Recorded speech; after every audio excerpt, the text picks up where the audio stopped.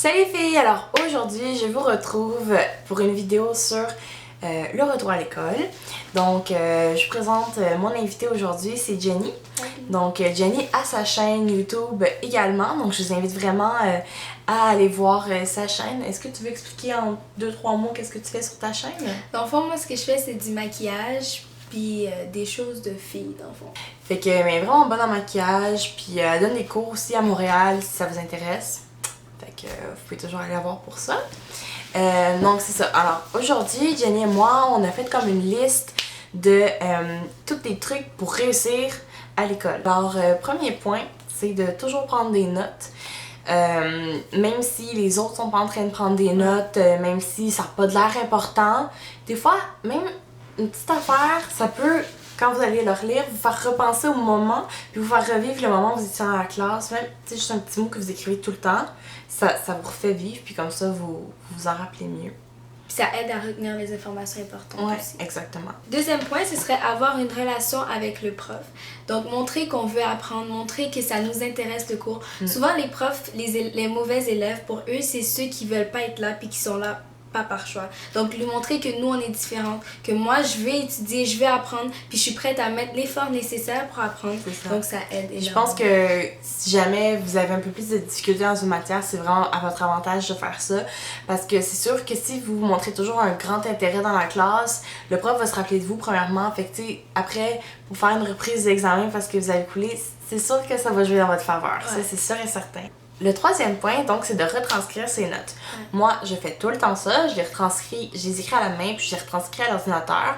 Puis ça, c'est ma forme d'étude. Alors, à chaque soir, quand je reviens de l'école, c'est la chose que je fais. Mais ça aide, là, ça m'enlève la moitié de mon temps d'étude parce que déjà, je viens juste de le vivre, alors c'est frais. Et des fois, je rajoute même des détails. Puis j'étudie en ce moment-là parce que je revis le moment de la classe, puis les notions à ce moment-là de la réécriture. Puis j'aime mieux aussi étudier, je sais pas pour toi, là, mais étudier une feuille imprimée, caractère d'impression, c'est tellement mieux parce que moi, j'écris vraiment mal. Mais moi, personnellement, pour retranscrire les notes, c'est vrai que je le fais, mais je le retranscris à la main. Fait que ça prend vraiment plus de temps. Ouais. C'est pour ça que je prends les cours que j'ai vraiment plus de difficultés, puis je retranscris ces notes-là à la main. Mais par contre, ce que Jenny dit, retranscrire à la main, c'est sûr que psychologiquement, ça va encore plus t'aider.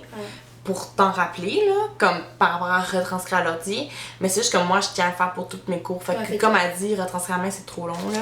Fait que, tu sais, faut que vous trouviez ce qui marche pour vous. Tu sais, soit de faire la méthode de Jenny, faire une méthode plus longue, mais le faire pour certains cours, ou si c'est plus difficile, ou faire ma méthode de faire pour tous les cours systématiquement, puis à l'ordi. Vous voyez. Puis vous pouvez choisir de pas le faire. C'est votre choix. C'est pas grave. Là. Aussi, c'est s'entourer de gens qui aiment ça étudier puis qui veulent apprendre, qui ont les mêmes buts que vous. Puis ça aide aussi quand on est dans un down ou qu'on veut pas étudier puis qu'on a un partner qui veut apprendre aussi. C'est ça. Tu sais, la personne avec là, allez, comment t'es capable. Puis même juste pour étudier les examens, c'est le fun tu sais, ça, telle affaire, ça veut dire quoi? Puis là, personne elle pose des questions. Puis là, tu sais, c'est super interactif. Puis, tu sais, c'est comme quasiment un défi, là, c'est qui va savoir le plus. Fait que c'est super encourageant. Puis aussi, un autre point là-dessus, c'est que si t'es toujours assis à côté des gens qui niaisent dans la classe, tu restes pas mal niaisé, tu sais. Puis ça, c'est juste vraiment pas à ton avantage du tout. Sinon, un autre truc, c'est ne jamais étudier 2 minutes avant l'examen. OK? Si vous n'avez pas étudié et vous n'êtes pas prêt, relire vos notes 2 minutes avant, ça va rien changer. Ça, c'est Jenny qui a amené ce point-là. Je sais pas si tu veux l'expliquer aussi un petit peu. Mais dans le fond, comme si tu as étudié, ça fait 1 semaine que tu t'étudies, justement, 2 minutes avant, ça va juste étudier 2 minutes avant, ça va te mettre un stress de plus.